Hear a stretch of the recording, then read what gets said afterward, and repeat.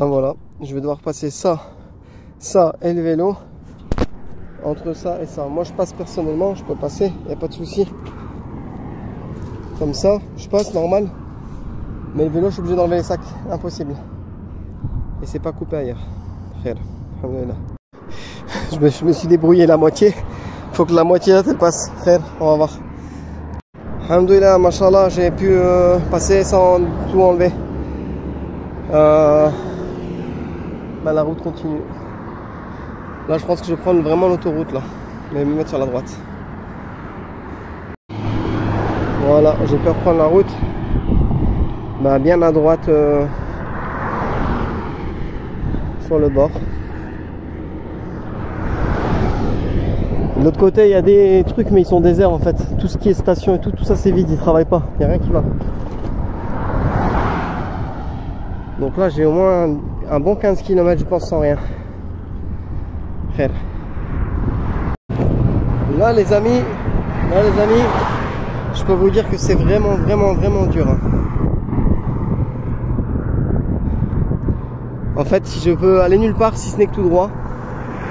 Je sais pas, il y a combien de kilomètres avant la prochaine ville ou station, je vais regarder. Mais bon, il me reste 2 litres d'eau. 2 litres un peu, en plus c'est de l'eau de Zemzem. Mais j'ai la gorge sèche, subhanallah. Attends, j'arrête pas de boire. Mais j'arrête pas de suer aussi. Voilà, c'est ça le désert. On perd tout l'eau en suant. Frère, je suis pas habillé assez comme les bédouins. Mais eux, ils sortent pas à cette heure-ci. Moi, je suis pas normal, moi. Alhamdoulilah, un coin d'ombre.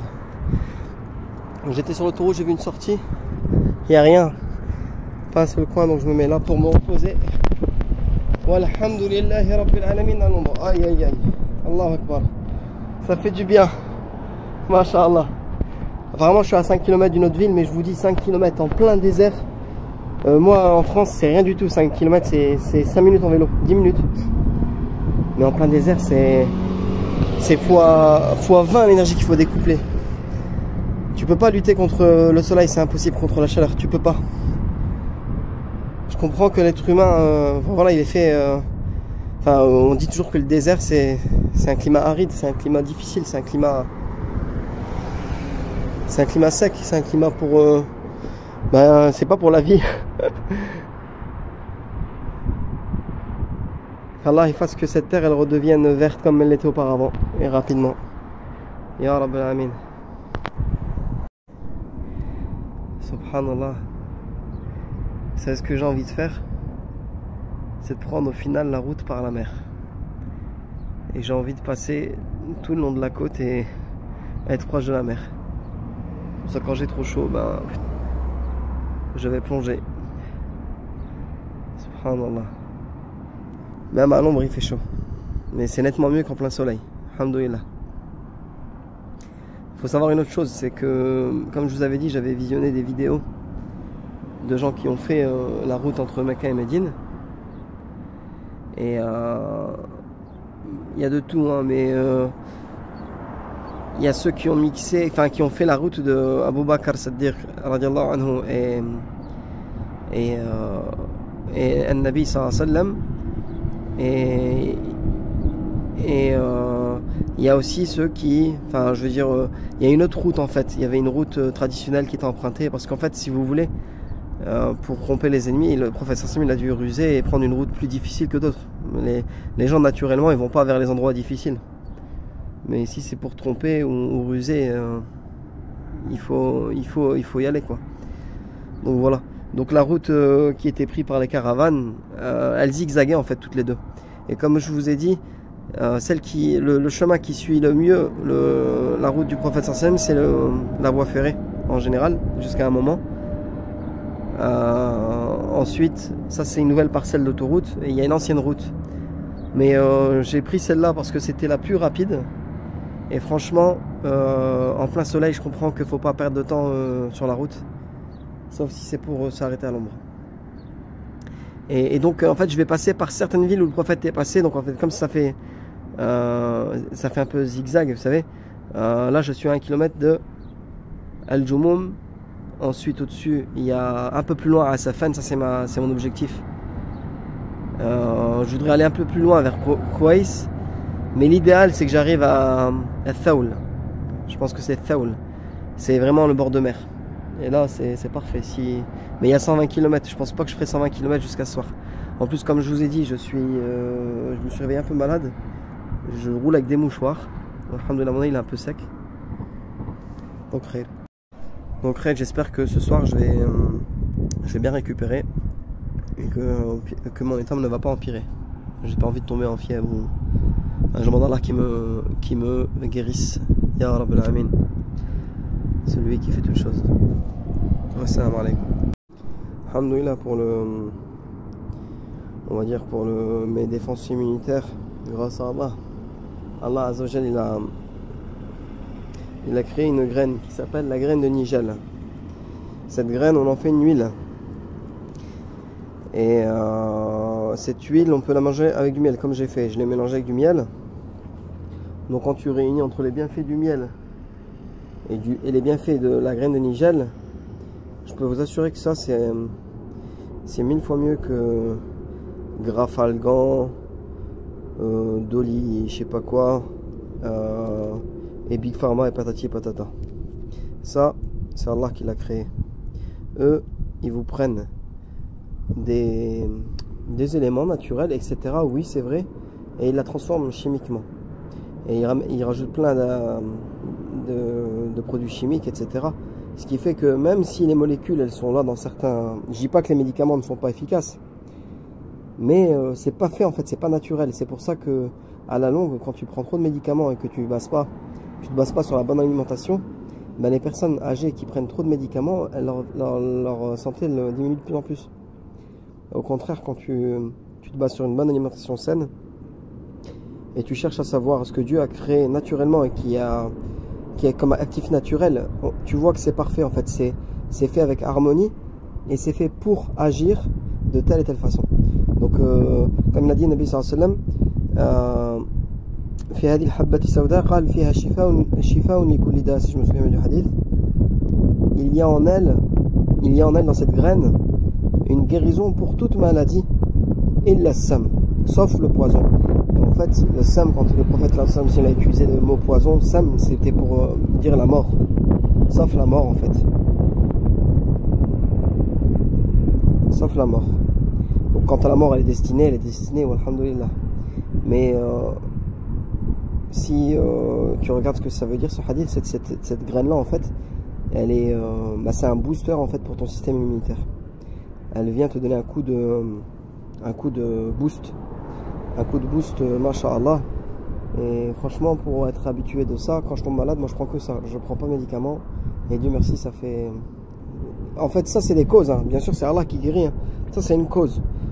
Je peux la prendre très bien, Allah ne peut ne pas me guérir. Je sais très bien que c'est Allah qui guérit. Mais Allah nous a demandé de prendre bil asbab. Et c'est par la volonté d'Allah que ça va fonctionner. C'est qu'une cause. Et si Allah ne veut pas que ça fonctionne, ça ne fonctionnera pas. Donc je demande à Allah qu'il me guérisse. Et qu'il guérisse tous les monothéistes malades. Et qu'il guide les gens perdus sur cette terre. Ya Rabbal Alamin. Je me suis préparé pour mon petit somme. Ça y est, c'est officiel. Là je vais dormir, j'en peux plus. J'ai fait que 3 heures cette nuit. La nuit d'avant j'ai fait nuit blanche. Et du coup c'est pour ça que quand on dort pas bien, ben, le système immunitaire il faiblit. Ça je vais les mettre un peu à l'abri. Alors ce machin là, je sais pas ce qu'il a, il déconne. Au début il a fonctionné, ça monte. Maintenant je sais pas. Je crois que c'est une surcharge. Le soleil il est trop fort en fait. Ça tape tellement fort qu'il est brûlant le truc. Donc si ça fonctionne pas, je vais devoir trouver d'autres alternatives en rechargeant les batteries externes à chaque fois. Ou aller voir un petit réparateur vélo, me faire installer un dynamo. Au pire. Et oui, quand je dis que je suis en plein désert, je suis encore en fait dans ma station là.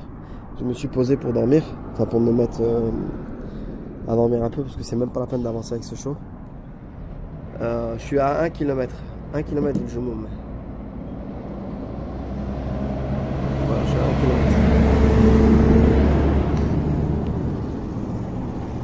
Voilà, salam alaikum. Alors voilà où je suis, subhanallah. Al-Jumoum. C'est à peu près 30 km de la Mecque. Donc c'est la première étape où je me suis arrêté. 41 aujourd'hui, 42 demain. Plus chaud que la Mecque. À la Mecque il fait 39 actuellement. Donc je suis à 41 degrés en plein désert. Walhamdulillah. Allah me facilite. Subhanallah, mashallah, le monsieur qui est parti là, il s'est arrêté, bon j'ai pas eu le temps de filmer, il a fait demi-tour, il m'a dit t'as braché, il m'a dit, en gros il voulait voir si j'avais besoin de quelque chose et tout.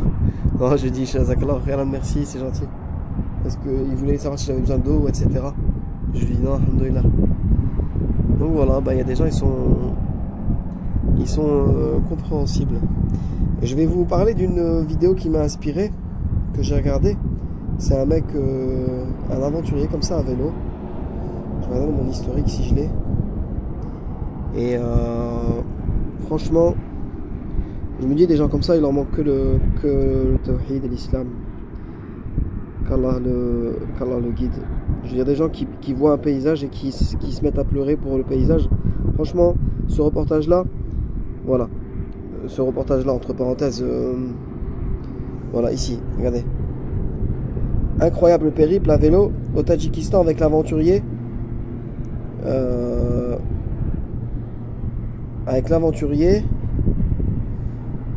Claude Marteller. Franchement, je l'ai vu jusqu'à la fin.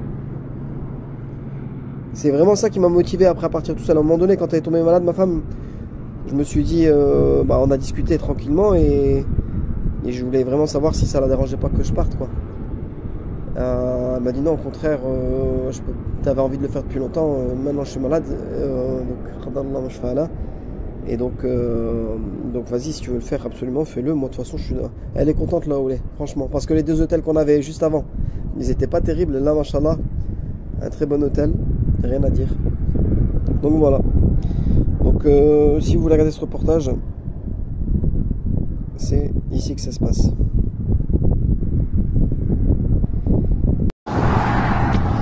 On est reparti, on a pris la route. À 1 heure de pause, j'ai essayé de dormir un peu, pas moyen. Le banc en métal où j'étais assis, il était brûlant en fait. Bon, j'ai essayé de dormir malgré ça, mais pas moyen. Alhamdoulilah. Effectivement, sorti à 1 km comme prévu. Maintenant, est-ce que c'est une grande ville, un grand village? Je ne pense pas. On va voir ça. Bon bah il n'y a rien de prévu aux alentours. Khair. En plus j'ai le panneau solaire qui bug. C'est-à-dire je crois qu'il prend tellement le soleil il est fort, en fait il est en surchauffe et au lieu de charger bah, il ne charge pas. Donc ça je suis tombé sur un modèle dysfonctionnant. Ou soit c'est parce qu'il fait trop chaud, parce qu'à un moment donné je l'ai essayé en début d'après-midi, fin d'après-midi, ça fonctionnait, mais là il veut pas charger plus, enfin, il charge pas du tout même. Première galère, plus de GPS pour vérifier si je suis dans un village ou pas. Je viens de sortir là-bas où les véhicules ils rentrent et il n'y a rien ni à gauche ni à droite, donc j'ai même pas de carte. On va la faire à l'ancienne, je vais arrêter quelqu'un, je vais lui demander où est-ce que je peux trouver au plus vite un endroit où je peux me ravitailler en eau et en ombre et en fraîcheur. Alhamdoulilah. Bon, c'est pas grave, j'ai la compagnie des pigeons, ils ont trouvé refuge ici. Là. Bon, il n'y a personne dans la voiture là, ici. La voiture qui est au fond, là-bas, une garée, elle est pas là aussi. Apparemment, ça doit être des voitures en panne. Il n'y a personne dedans, ni qui dort, ni rien du tout. Il y a une voiture garée là-bas, mais il n'y a pas grand monde qui passe ici. J'ai pas envie de pédaler pour rien, vous savez. Quand on pédale, on sait même pas où est-ce qu'on va. Et qu'après, on doit dire, on doit faire demi-tour, ben ça décourage. Je préfère attendre que quelqu'un me dise c'est par là. Et alors, montre-moi la route. Alhamdoulilah, monsieur très sympa, qui s'est arrêté, qui a pris le temps de s'arrêter. Et il m'a dit qu'à 2 km en prenant l'autoroute juste au-dessus, il y avait une station essence. Donc voilà, comme j'ai plus de GPS, je suis perdu. Ben voilà, je voulais pas ni aller vers la gauche pour rien, ni vers la droite. Il me dit qu'il y avait quelques habitations là, mais il m'a dit le mieux c'est d'aller par là. Voilà, on reprend la route. Comme je disais, le vélo c'est bien pour ces petits trucs comme ça, tu prends des raccourcis. Bon, apparemment d'après monsieur, il y a 2 km. Et de là, pour que je puisse trouver une station, me ravitailler en eau fraîche, là, et en fraîcheur. Si je trouve un moussal là, je vais essayer de m'y mettre pour m'allonger un peu. C'est dans des voyages comme ça que j'estime que personnellement je fais tafsir 2 et 2 rassemblés. Mais quand je viens à Médine ou à Mecca, j'ai pas le goût de prier en voyageur tout le mois. Il y en a qui le font, mais bon, c'est rare, mais il y en a. Et après, enfin, qu'Allah nous facilite. Au loin, effectivement, il y a une ville en bas. Alhamdoulilah.